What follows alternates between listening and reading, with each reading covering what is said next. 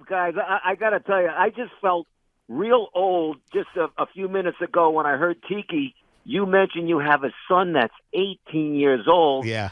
Oh, my God. That's I right. remember when the kids were born for crying That's out right. loud. You remember AJ running around the field after games. Yeah. He's 19 and down at Oh, Princeton. my God. And Jason's 18. You saw him running, actually trying to keep up with AJ. Yeah, it's crazy how much time flies. Russ, I thought the part that would make you feel old is when I said your grandson's playing ball.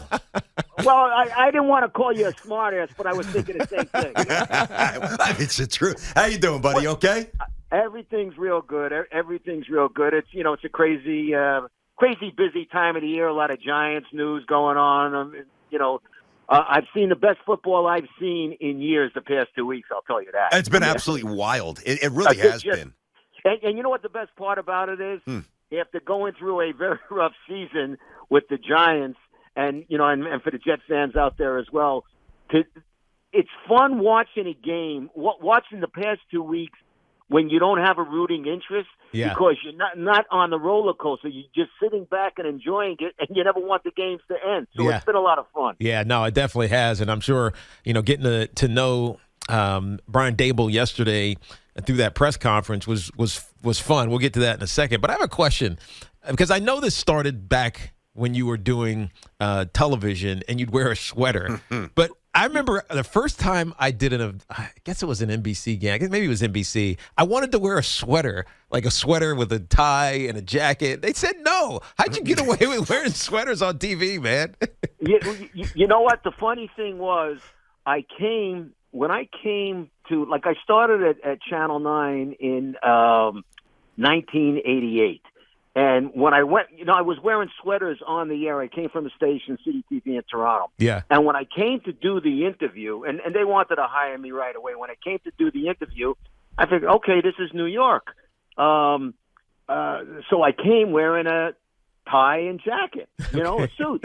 And the news director's talking to me, and we're talking. He says, everything's good, this and that. He says, just one question. What's with the tie and the jacket? I said, well, I thought no. We want you. We saw you with the sweaters. We want you with the sweaters. Nice. So then it was the sweaters for a long time. The funny thing is, then after X amount of years, things changed, and I thought it was time to maybe put on a jacket. People still see me today, and they go, Russ, where's the sweater? Yeah. I says, what, you haven't watched in 30 years, for crying out loud. Yeah, but at least you remembered for something. That's right, Nobody remembers me. At least they know what you wore. No, listen, as long as they remember you, that's all that matters. That's it's a lot right. of fun. I hear you. And by the way, who had better sweaters, you or Louis Cartaseca? Did you steal that from him? No, well, listen, Louis was wearing it before me. So I'll give Louis the credit. God bless him. I just love Louis. The best. But the first time I saw him, the very first time I interviewed him, two things he said to me. He says, because he knew I was from Brooklyn. He says, where'd you go to school? I says, Brooklyn Tech. He goes, oh, you're a smart kid. And the next, and then he goes, then the next thing is, just remember, I was wearing a sweater before you. I love it. It sounds like Louis. So we're talking to Russ Salzberg, who's with us here on The Fan. Back to one of the old, not old in age, but former midday voices. You were at WFAN during a magical time. And, in the opinion in my opinion, I mean, it's always been a magical because it's just a magical place here. But every era is different. From 93 to 2000, just take us inside the building, the energy, co-workers. I mean, I miss Mike and the dog. I mean, what was it like for you during the 90s here at The Fan? It was just a lot of fun. And, Joel Hollander, who was the GM at the time, wanted me. And the funny thing was, initially, they wanted to hook me up to do a show with Mike Lupica. That was the initial plan, but Channel 9 at the time ended up getting a new news director. And, they had first dibs on me, and they wouldn't allow me to do it, because the news director didn't know me well enough and this and that. Then after 6 months, he said, you can do it. So anyway, I did it a year solo, but the fun started when I started, working with Summers. I mean, the schmoozer. I mean, that was just, we'd argue, we'd laugh, we'd fight, but it was just a fun time. But the energy in the place was great because, we were on coming on right after Imus. And sometimes I would come on with Imus, and we go at it, and then Mike and Chris would follow us.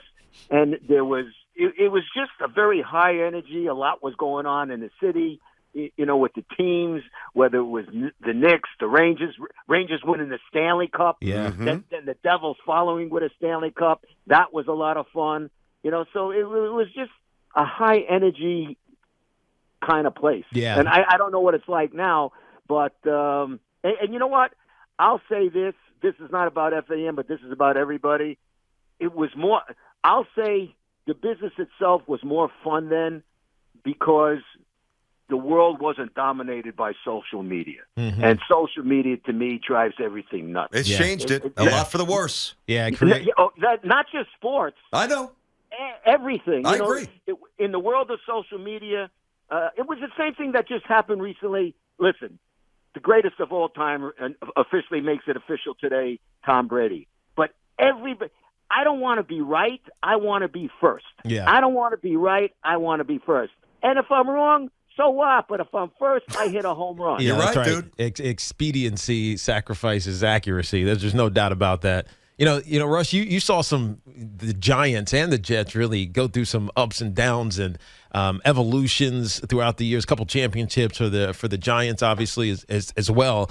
You were there yesterday afternoon, and I gotta believe the feeling in the Giants organization is one of like hope and uplift. Finishing the season, it certainly was not that way, and I know you felt it because we all felt it just from afar. But it feels different really quickly. This GM and head coach hire, I think they got it right. How did you perceive it? I agree with you, Tiki. I think they got it right. I told John Mara I felt they got it right. But at the same time, and listen, not just Brian Daboll yesterday, but I thought Joe Shane was terrific. I think they'll make a good combination. But Tiki and Brandon, I don't have to tell you, it's a show me business. Yeah, of course. We've been down this road before with the enthusiasm, when a new face comes in. The world is different, especially coaching in New York and working in New York. You have to have a thick skin. You have to know how to be able to deal with the media. And I think Daboll in particular, he's just the type of guy, I don't want to say he doesn't give a crap, but he really is going to be himself. And Tiki, I don't have to tell you, you played here on the grandest stage, great player.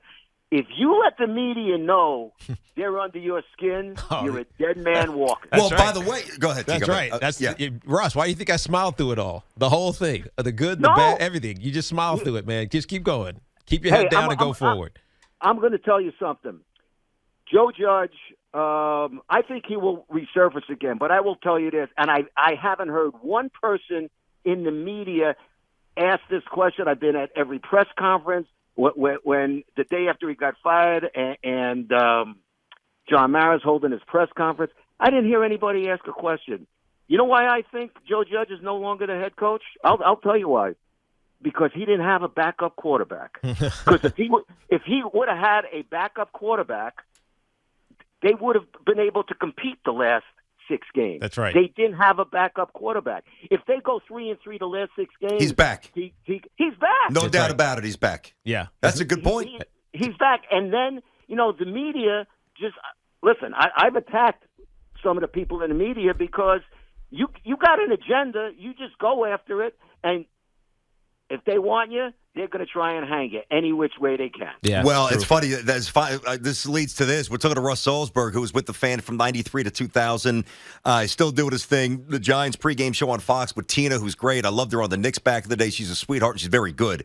Terrific. She's the best. Got a podcast out there. Get a load of this. So he's still active. He's still doing his thing. But you talk about once the media turns and once the die is cast, it's almost impossible to get back. And that's where we are with Julius Randle right now. So I'll leave you with this, Russ, or you really leave us with this. All your time in New York, can you come up with a more confounding situation where somebody's ascension was so meteoric, like Randle, and the plummet has been so hard and such a thud? And I don't mean like Doc with drugs, but I mean like performance. Anybody come to mind?